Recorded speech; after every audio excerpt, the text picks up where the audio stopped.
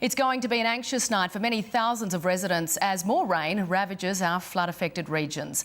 Reporter Stacey Lee joins us live from Virginia. Stacey, what's it like out there?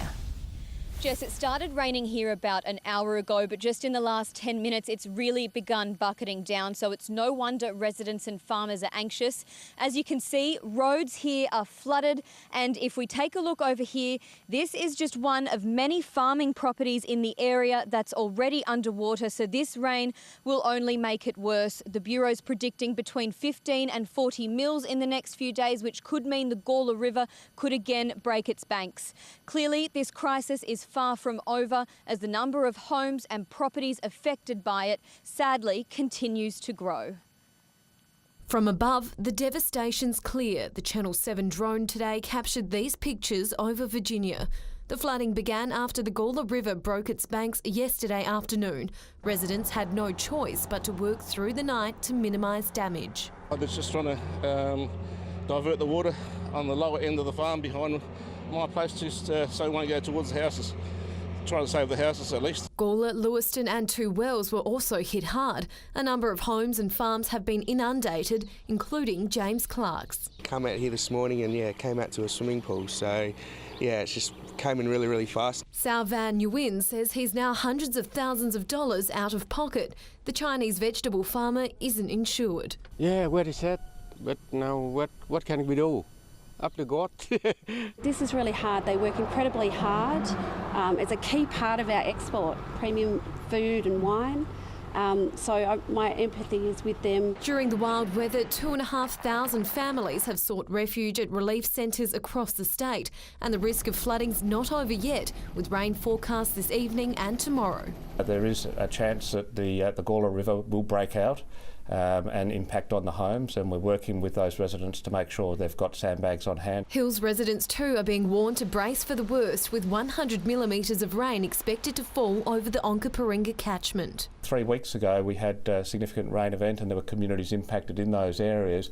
They're the types of areas where we'd be encouraging people to prepare their homes once again. As conditions eased today, several roads were reopened, but a major diversion still in place around Port Wakefield Road south of Two Wells. And in the far north, power's finally been restored to Lee Creek and surrounding towns. People have just had to drive out of town because they had nothing. They had no food, no hot water, nothing. Gertie Taylor, 7 News.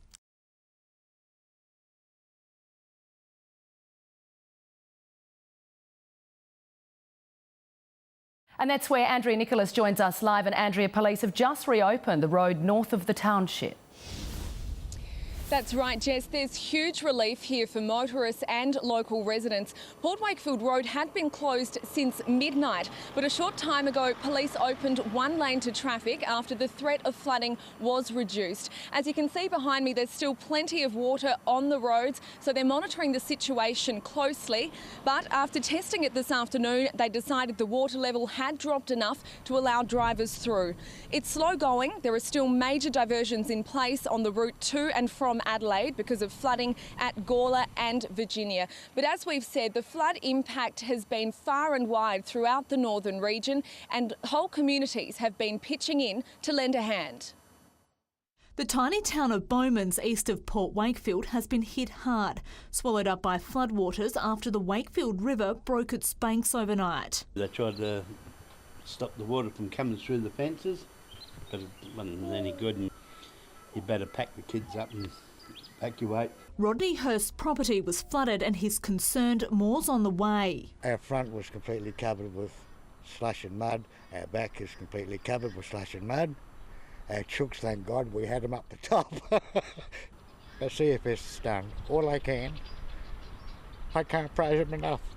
Port Wakefield was isolated by the water after an emergency warning was issued. I haven't seen this kind of water since, the 70s. A massive amount of water come down. There's been a Herculean effort to protect Port Wakefield. A temporary levee of sandbags has been constructed and up to this point has been effective in protecting the town. That was thanks in large part to what was literally an army of helpers. They worked steadily through the night. Trying to assist in the stopping of water flow coming from the hills. and flooding the region. But Port Wakefield was left a ghost town with businesses already suffering damaging financial losses over the long weekend. We're losing a lot of business. Everyone's struggling, obviously, on a day like today when normally we'd be making a lot of money. And the closure of Port Wakefield Road left many frustrated, calling it an overreaction. I got a load of produce on that I've got to get to Queensland, and I've been sitting here for the last 2.5 hours and the water's only 6 inches high, which a truck can get through comfortably. Across the northern region, levee banks were built to hold back the water, but they didn't stop the Gawler River from surrounding Dean Spencer's house at Lewiston. We just noticed the backyard, it was starting to trickle in a fair bit. And then probably within an hour it was about a foot deep. But despite the crisis, he managed to make the most of it. Gawler was also on high alert last night. Cars queued for sandbags in two wells preparing to protect their properties.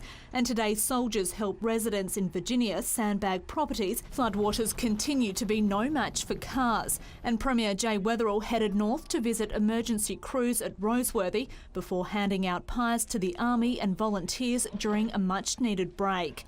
Megan Hopkins, 7 News.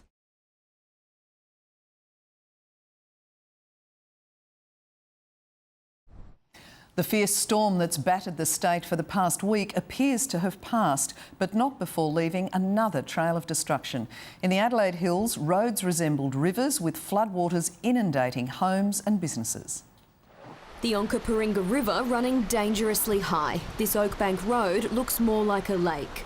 As the water moved downstream, homes in Blackiston were inundated.